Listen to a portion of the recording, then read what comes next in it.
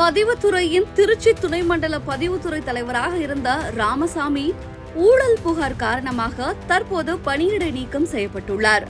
மதுரையில் பல கோடி மதிப்புள்ள சொத்துக்களை போலியாக போட்டோ ஓட்டி ஆள் மாறாட்டம் செய்திருக்கிறார் ராமசாமி. இதற்காக மதுரை உயர்நீதிமன்றமே தலையிட்டு வழக்கு பதிவு செய்ததை அடுத்து தலைமறைவாக இருந்த ராமசாமி ஜாமீன் வாங்கி பணிபுரிந்து வந்தார். இந்நிலையில் தற்போது அவர் செய்த ஊழல் காரணமாக பணியிடை நீக்கம் செய்யப்பட்டுள்ளார். யார் இந்த ராமசாமி? 1965 சார் பதிவாளராக பணியில் சேர்ந்தவர் ராமசாமி. இவர் வேலைக்கு சேர்ந்த நாள் முதலே தனது செல்வாக்கால் அரசாங்க விதிகளை தகர்த்து பதிவுத்துறையில் புதிய சகாப்தத்தை தனக்கு தகுந்தாற்போல் எழுதி கொண்டார். ஒருவர் ஒரு அலுவலகத்தில் சார் பதிவாளராக 3 ஆண்டுகளுக்கு மேல் பணிபுரியக்கூடாது என்கிற விதிகளை தகர்த்து கோவில்பட்டி சார் பதிவகத்தில் தொடர்ந்து 6 ஆண்டுகள் பணிபுரிந்து அதிகார துஷ்பிரயோகம் செய்தவர்.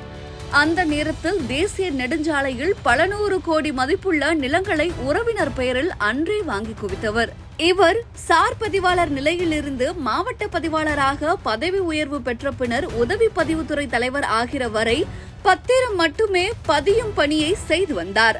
ஒருவர் மாவட்ட பதிவாளர் பதவிக்கு வந்தால் எந்த ஒரு மாவட்ட பதிவாளரும் நிர்வாக பணி பின்னர், தணிக்கை பணி பின்னர், பதிவு பணி என 3 நிலையில் மட்டுமே அடுத்தடுத்து பணியமர்த்த அரசாணை இருக்கிறது.